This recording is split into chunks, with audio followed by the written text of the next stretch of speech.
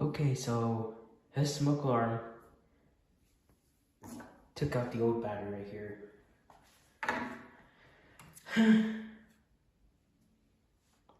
It's from 2018. See if it works actually.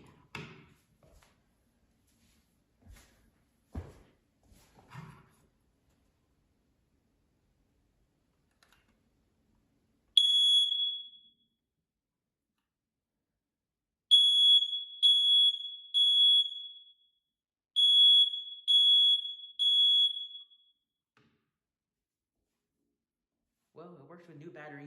I had to take one from one in my room. Well, I had a box of batteries, so I could use one of those. Yeah, thanks for watching.